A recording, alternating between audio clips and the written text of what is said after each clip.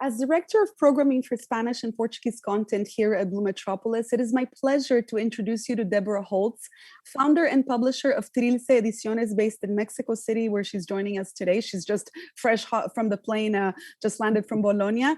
Deborah, a pleasure to see you and to chat with you a little bit about your wonderful, wonderful project, your publishing house, Trilce Ediciones, which is one of my personal favorite publishing houses in the world forever, 30 years almost, and counting. I've known Deborah for a really long time, but the pleasure and honor of knowing her. Deborah, tell us a little bit about how you started Trilce, because this is a really interesting question in general of a woman having a project and starting a publishing house, and it's going for so many years. Tell us about how you started the project.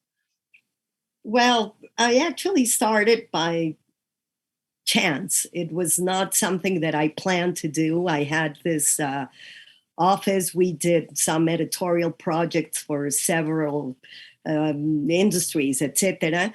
And then I started publishing a magazine, and I loved the editing part of it, how to put everything together, the images, the texts. So I became like an editor, but I did not publish my own books until I met my partner, Juan Carlos Mena.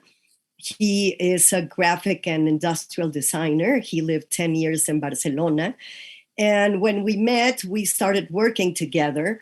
And somehow, without planning anything, he told me, hey, I have this idea, because of being such a long time away from Mexico, he became obsessed with all the images in the streets, the graphics for publicity that are done in a very popular manner. So he started this collection, and we ended up with this book, which is very nice. Sensacional Mexican Street Graphics. And this was like the beginning of a 20-plus year project that we never planned to do. I think that if we had planned it, we have never done it, because as everybody knows in this world, it's a very difficult task to be an editor, a publisher, especially in Latin America and beyond Latin America and Mexico. So we started because we had a passion and we wanted to do what we wanted to do. And besides having started with this graphic book, a very dear friend of us died, and he left an unpublished manuscript. This Garden is a Ruin, the Álvaro Quijano. It's a book of poems. And instead of having a university of I don't know what publish it and be the number 500 in their collection, a group of friends, we got together and decided to publish it.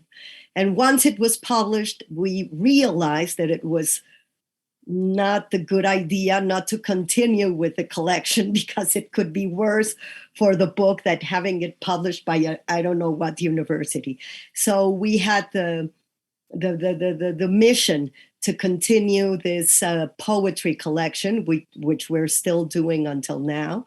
And I always say it's my the only business I know what's going to happen, because I know we're going to lose and it doesn't matter. So Deborah, it's incredible. It's incredible, but you have quite the impressive poetry catalog from Canada. You have Anne Carson. I mean, you also have Leonard Cohen. Yes. I mean, the biography, and you have Manuel Alegre from Portugal. It's so. How do you work at a loss? Especially in poetry, because poetry is one of the things that you do now, and you do it really well. But how do you find subsidies? How do you find the means? I mean, tell us a little bit about the entrepreneur aspect of your work. Which very few people know.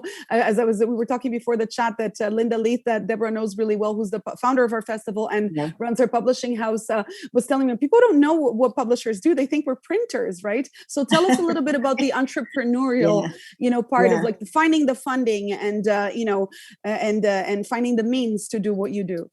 Yeah, what you say is exactly correct. Everybody thinks we're printers. And when I tell them we do not actually print the books, they say, so what do you do?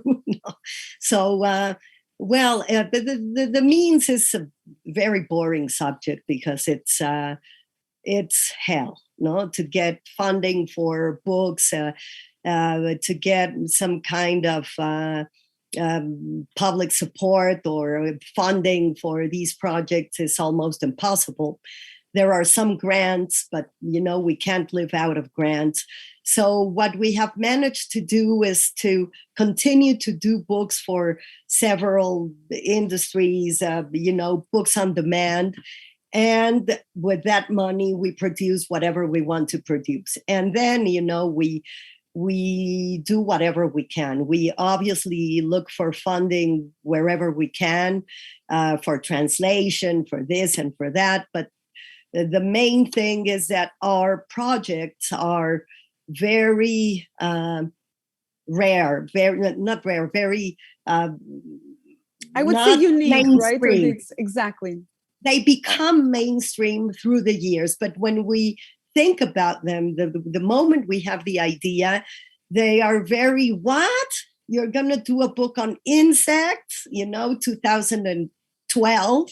So on eating insects. So we've always been against like the mainstream thing. And so when we try to get funding from the industries, etc., they always say no.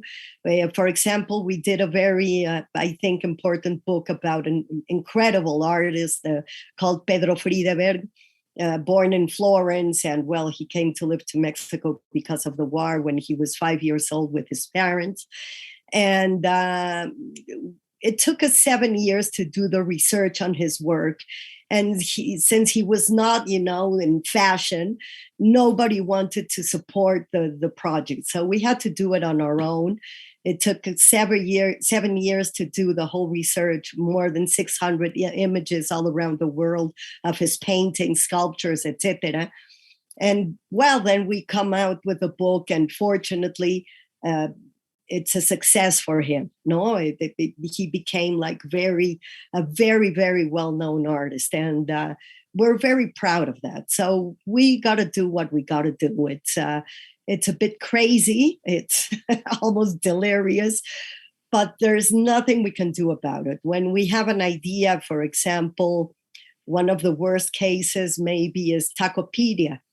When, in Mexico, whenever you go to a party or whenever you do whatever you do, you have to finish up eating tacos. So one of these nights or almost mornings, I went to this taco place before going to bed.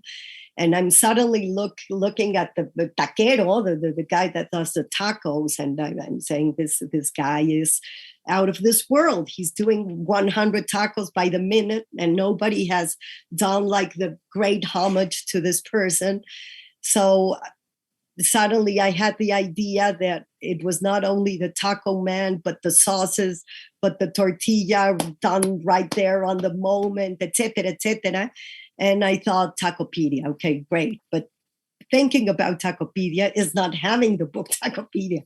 So it took us like 5 years to really have a book that really represented tacos, because it's not an easy but task. That book, if I may say, Deborah, is a doctoral dissertation on tacos. It's it's an anthropological, it's culinary. I mean, it's a visual experience. It's on every level. I mean, it's a treatise. I mean, it's a huge document it's a work of art. I mean, it's so many things. It's such a complex book, in addition to delicious book that you actually sit down and savor page by page. Even the paper of it is, because I have the Phaedon edition. That's why I'm not showcasing. I have the English one that actually Deborah launched here with us. She presented the book here with us in 2017. We had the pleasure of having her here. And also Acridofagia, the book that she's mentioning about insects, that we really, again, we want to promote because it's a really incredible, maybe you have it handy there. There's Acridofagia, exactly. And how it's going to save the planet and our diets. I mean, it's a really important book. And again, there's eating insects, but we eat shrimp is the same thing, just one's in the water, but the concept, So if we had gone, by the book, like what is the point of sales, how much we're going to have, what are the returns on this book? And we functioned like the very big companies, the Random House, etc. These are books that can never be done because they take a lot of research, a lot of doing, and then going back and then going forward because the images are not correct or you have to redesign everything again.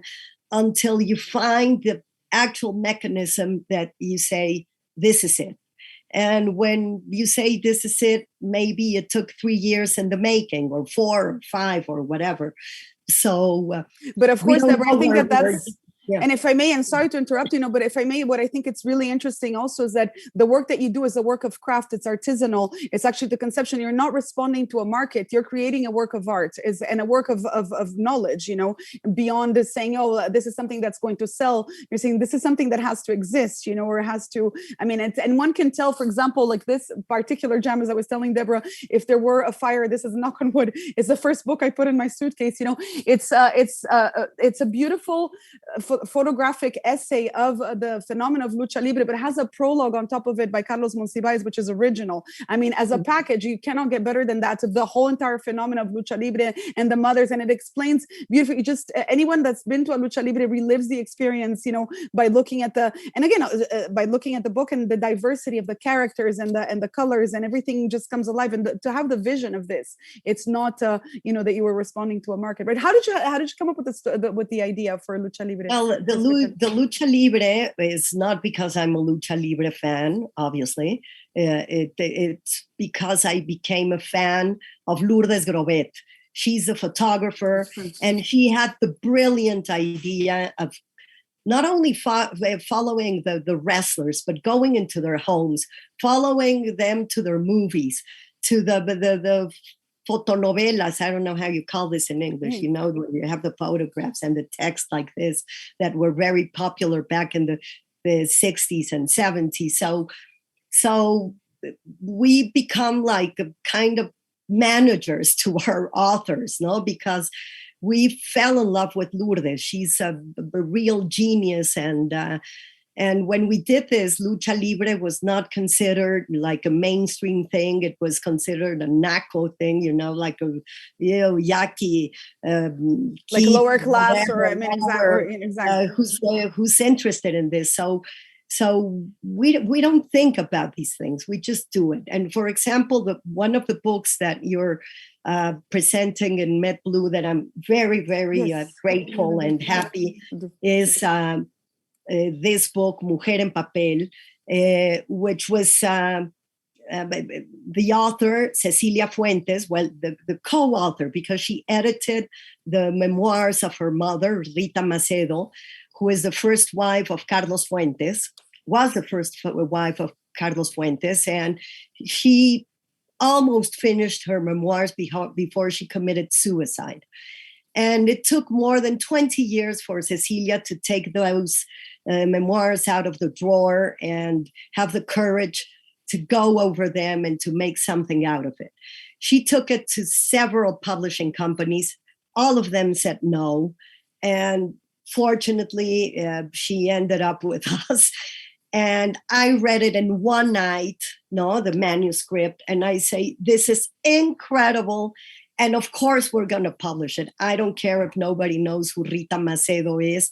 This is so brilliantly, the narrative is incredible. The story of this woman, it's a feminist book. It's just, and it also reads like a delicious Vanity Fair magazine as well, because exactly. Also savoring the photographs. It's everything. It's combining the best of us photographic. It's absolutely, it's a gem of a book. And just to say that, to talk about success story, this is the 4th edition I have here. So and we're going into the 5th. You're going into the 5th.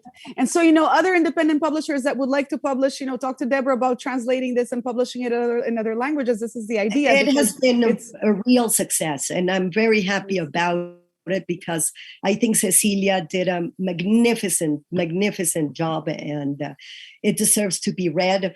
And it deals with everything, with movies, with theater, with the life of it.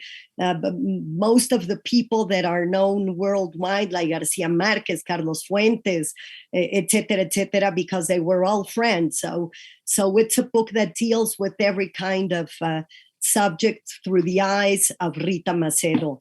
And it's very touching, and great that you're going to present it in Met Blue.